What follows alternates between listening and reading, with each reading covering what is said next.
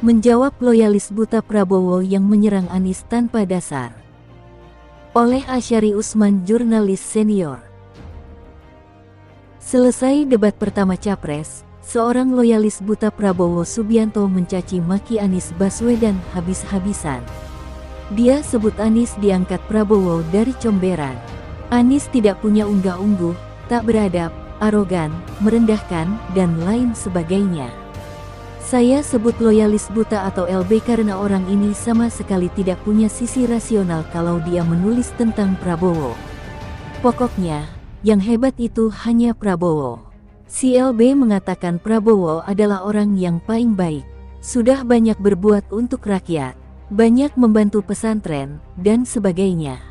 Sampailah dia pada cerita tentang heroisme Prabowo ketika bertugas di Timor Leste pada masa konflik antara TNI dan kelompok perlawanan dari 1975 sampai 1999. Kata LB, Pak Prabowo hampir mati kena tembak musuh. Pokoknya bagi LB, yang pernah menjadi teman saya juga, Pak Prabowo adalah segala-galanya. Orang yang paling baik sedunia, yang paling ikhlas dan seterusnya. Ini sangat menyesatkan. Dia tidak menceritakan pengkhianatan Pak Prabowo terhadap orang-orang yang mendukung beliau sampai korban nyawa dan babak belur dipukuli aparat keparat demi membela sengketa Pilpres 2019. Tanpa peduli perasaan para korban kekerasan aparat itu, Pak Prabowo malah masuk ke kabinet Jokowi. Dan kemudian menikmati hidup nyaman sebagai Menteri Pertahanan dengan anggaran 134 triliun rupiah untuk 2023. Tentunya ini jumlah yang sangat gemoy.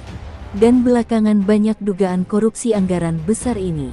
Para pendukung Pak Prabowo di Pilpres 2019 semakin pedih ketika beliau memuja-muji Jokowi tanpa batas atau unlimited. Jokowi presiden terbaik, Jokowi membela rakyat kecil. Dan di dalam debat Capres pertama dia katakan Jokowi bukan diktator. Benar juga, bukan diktator. Karena semua kesewenangan Jokowi menabrak konstitusi dilakukan oleh orang lain yang menduduki jabatan di berbagai instansi negara.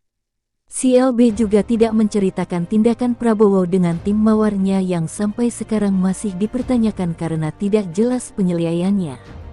Dia juga tidak menceritakan tindakan Prabowo mengepung rumah Presiden B.J. Habibie di Kuningan, Jakarta, dan juga mengepung Istana Merdeka sehari setelah Pak Habibie dilantik menggantikan Soeharto pada tanggal 22 Mei tahun 1998. Waktu itu, Prabowo bertugas sebagai Pangkostrat.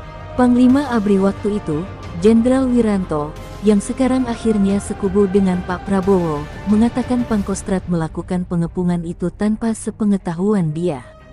Habibie memecat Prabowo dari jabatan Pangkostrat, dan Dewan Kehormatan Perwira TNI mengeluarkan surat pada tanggal 21 Agustus tahun 1998 yang berisi rekomendasi pemecatan Pak Prabowo dari TNI. Apa tujuan pengepungan Presiden Habibie waktu itu? Kata Pak Prabowo untuk mengamankan Presiden. Tapi, dalam buku memoirnya, Detik-Detik yang Menentukan, 2006, Pak Habibie bercerita tentang Prabowo yang menunjukkan sikap melawan dalam pembicaraan empat mata di ruang kerja Presiden. Ketika Habibie mengatakan langsung kepada Prabowo bahwa pengaman Presiden adalah tugas Pas Pampres, dia menjawab sambil marah, "Presiden apa Anda? Anda naif." Kembali ke cerita LB tentang kepahlawanan Pak Prabowo di Timur Timur. Bukan Prabowo saja yang hampir mati semasa perang melawan pasukan separatis di sana. Banyak prajurit ABRI Angkatan Bersenjata RI, sebelum disebut TNI, yang gugur. Banyak pula kisah heroik lainnya yang bahkan jauh lebih dahsyat dari pengorbanan Prabowo. Ada cerita lain tentang arogansi Pak Prabowo. Grace Natali, mantan ketum PSI, mengatakan bahwa Prabowo menunjukkan penyesalannya pernah dekat dengan umat Islam. Untuk Anda ketahui, Grace ini dulu benci sekali kepada Pak Prabowo tapi sekarang menjilatnya habis-habisan begitu Jokowi mendukung Prabowo. Menyesal didukung umat Islam, tentu Prabowo berhak menunjukkan sikap tidak lagi suka dengan kalangan Islam, dan Grace Natali mengkonfirmasinya. Ini sebetulnya sangat bagus. Anda telah menarik garis demarkasi ideologi dan asas perjuangan sosial politik dua pihak. Sekarang tidak abu-abu lagi. Terakhir, soal Prabowo yang digambarkan oleh LB atau loyalis buta sebagai figur pembela rakyat. Ini tidak benar seluruhnya. Pak Prabowo tidak mungkin akan mengutamakan kepentingan rakyat kecil. Sebab, untuk ikut Pilpres 2024 ini saja dia bergantung pada dukungan Jokowi. Dukung Jokowi itu sama dengan kepentingan oligarki bisnis. Karena itu, kalau Prabowo duduk di kursi presiden maka dia pasti akan mendahulukan agenda para taipan rakus penggarong kekayaan negara. Prabowo sendiri punya kepentingan pribadi dan keluarga besarnya. Ingat, Hashim Joyo Hadikusumo adalah salah seorang pengusaha besar yang sekaligus adik kandung Pak Prabowo. Hashim mengaku punya sejumlah proyek besar yang terkait dengan IKN atau lokasinya dekat IKN. Satu perusahaan penyediaan air bersih dan satu lagi produksi biofuel bahan bakar nabati.